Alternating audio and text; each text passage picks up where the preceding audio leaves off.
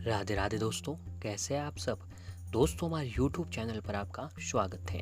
हमारे इस चैनल को सब्सक्राइब कीजिएगा और हमारे वीडियो को लाइक, शेयर और कमेंट ज़रूर कीजिएगा। दोस्तों, जैसा कि हम सभी लोग जानते हैं कि अभी इस समय अधिक मास का महीना चल रहा है।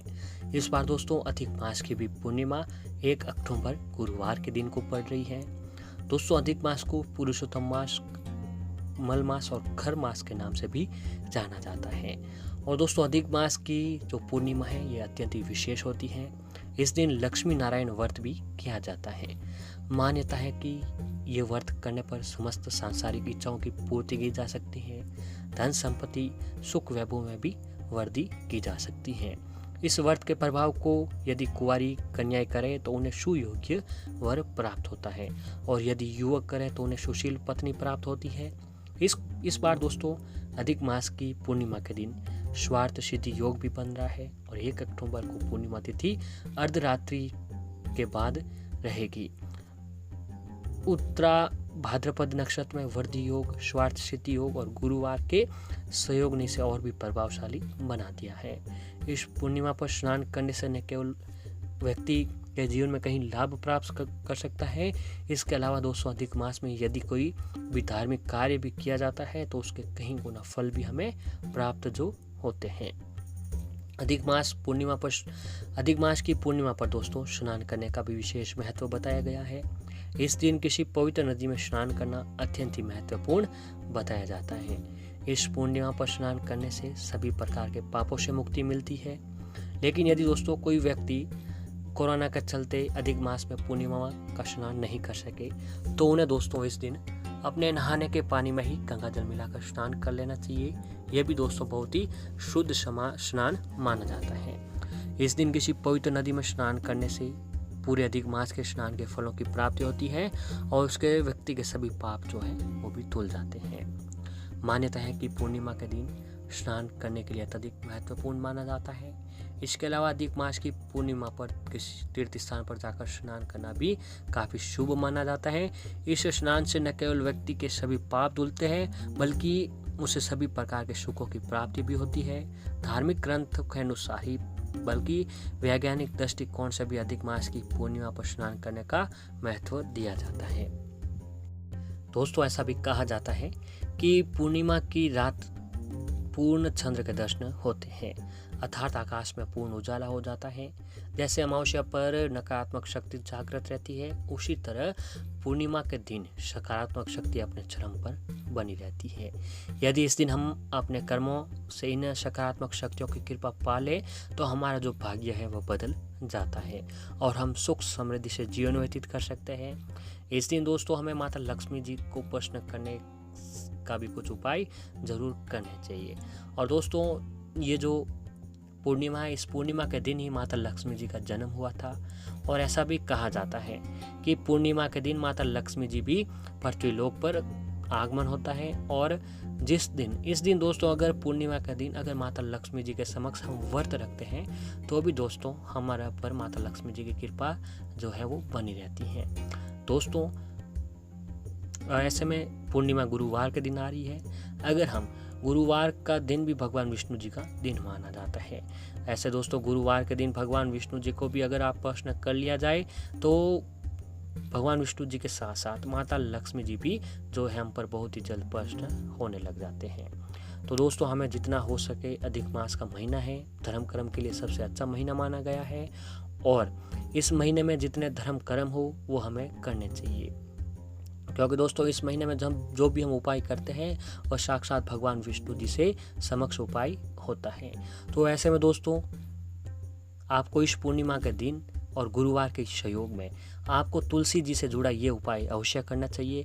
मात्र दोस्तों आपको तुलसी के पौधे में एक काम करना है कि इस दिन आपको मात्र तुलसी के पौधे में आपको एक चीज़ को चढ़ा देनी है, जिससे दोस्तों आपके घर में हमेशा माता लक्ष्मी जी का स्थायी निवास रहेगा और भगवान विष्णु जी का आशीर्वाद आपके ऊपर बना रहेगा। तो आइए दोस्तों जानते हैं कि हमें कौन सा काम किस तरीके से करना है। दोस्तों तुलसी जो है वो भगवान विष्णु जी की सबसे प्रिय चीज़ों में से एक होती है। दोस्तों तुलसी दल के बिना तो भगवान विष्णु जी को भोग भी नहीं लग पाता है। तो ऐसे में दोस्तों आपको पूर्णिमा गुरुवार के दिन ये उपाय अवश्य ही करना चाहिए। दोस्तों इसके लिए अगर आपको किसी कार्य में सफलता प्राप्त नहीं हो रही है और आपको बने बनाए काम बिगड़ जाते हैं, या फिर आप चाहते हैं कि आपको सभी कामों में सफलता मिले, तो आपको इस दिन यानी पूर्णिमा के दिन गुरुवार के दिन तुलसी की जड़ को विधि पूर्वक यानी तुलसी की जड़ को अपने घर पर निमंत्रण देकर अपने घर ले आए। इसके बाद उस जड़ को गंगा जल से धो ले और उसका पूजन करके जड़ को अपने दाएं हाथ में रखकर पीले कपड़े में लपेट कर बांध ले और पूजन करते समय किसी भी तुलसी मंत्र या फिर भगवान विष्णु जी के महामंत्र ओम नमो भगवते वासुदेवाय मंत्र का भी आप जाप करते हैं तो ये भी अच्छा रहता है।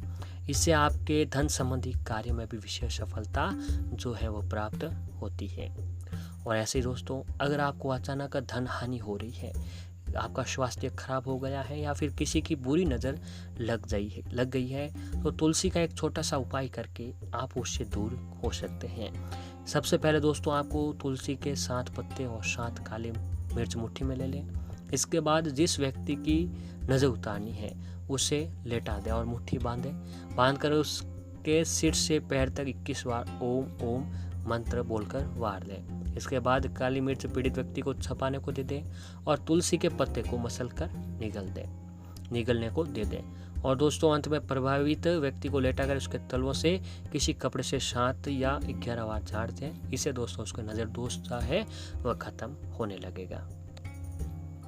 और दोस्तों अगर आप चाहते हैं कि आपके घर में सदैव धन बना रहे तो आपको अपने घर के मुख्य दरवाजे की दोनों ओर तुलसी के पौधे गमले में लगाएं।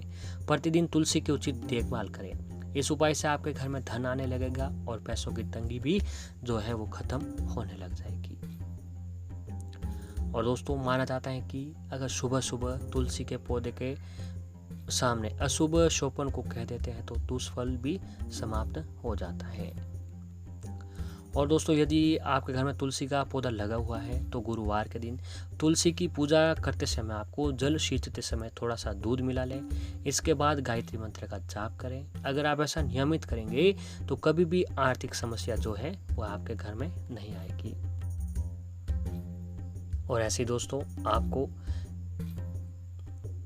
यदि आपके कई प्रयासों के बावजूद कहीं मेहनत के बाद भी आपको व्यापार में कोई वृद्धि नहीं हो रही है तो दोस्तों इस समाधान की कोशिश की जानी चाहिए। इस उपाय को करने के लिए दोस्तों आपको काली तुलसी की आवश्यकता होती है। इस उपाय को आप किसी भी गुरुवार के दिन कर सकते हैं। यदि आप गुरुवार को काले तुलसी के कुछ पत्ते काटते हैं और उसे पीले कपड़े में बांधकर अपने व्यापार के स्थान पर रख देते हैं तो आपका जो व्यापार है वो भी बढ़ने लग जाता है। और ऐसे दोस्तों घर में बरकत बनाए रखने के लिए अगर आप चाहते हैं कि आपके घर में हमेशा आर्थिक परेशानियां नहीं आए तो इसके लिए आपको सुबह नहाकर तुलसी के 11 पत्ते तोड़ लें। लेकिन इन पत्तों को तोड़ने से पहले माँ तुलसी जी से हाथ जोड़कर क्षमा मांग ले और उसके बाद ही इन पत्तों को तोड़े और इन्हें घर के उस बर्तन में डाल दे जहाँ आप आटा जो है वह रखते हैं। आपके घर में कभी भी रुपए पैसे धन धान्य और आर्थिक परेशानियाँ जो है वह आपके घर में नहीं आएगी। और दोस्तों अगर आपके दाम्पत्य जीवन में हमेशा तनाव बना रहता है तो इसे दूर करने के लिए पति पत्नी दोनों तुलसी के 5-5 पत्तों को तोड़कर हमेशा अपने पास रखें। ऐसा करने से उनके दाम्पत्य जीवन में खुशहाली आती है। पति पत्नी को इस बात का ध्यान रखना चाहिए कि वो तुलसी के पत्ते को जिस जगह पर रखते हैं उन पत्तों की जगह दूसरे पत्ते हर 24 घंटे के बाद बदल दें। लगातार 21 दिनों तक इस उपाय को करने के बाद तुलसी के सूखे पत्ते को जल में प्रवाहित कर दें। इससे दोस्तों आपके घर में सुख समृद्धि जो है वो बनी रहती है। दोस्तों रोजाना सुबह उठकर तुलसी के पौधे के आगे घी का दीपक जलाएं और 11 बार ओम वासुदेवाय मंत्र का जाप करते हुए परिक्रमा करें। इस उपाय से घर में सुख शांति जो है वो बनी रहती है। दोस्तों इस दिन सुबह उठने के बाद स्नान करने के बाद भगवान विष्णु की मूर्ति पर केसर मिले दूध से अभिषेक करें और मलमास के दिनों में भगवान विष्णु जी को खीर का भोग अवश्य लगाना चाहिए। खरमास के पूरे महीने में रोज़ सुबह तुलसी की माला से ओम नमो भगवते वासुदेवाय मंत्र का जाप करने से भी माता लक्ष्मी जी प्रसन्न होती है और हमारे ऊपर भगवान विष्णु जी की कृपा जो है वो हमेशा बनी रहती है। तो दोस्तों, अगर ये उपाय आप गुरुवार के दिन, पूर्णिमा के दिन अपना लेते हैं अपने ज़िंदगी में, तो दोस्तों आपको कभी भी कोई परेशानियों का जो है सामना नहीं करना पड़ेगा।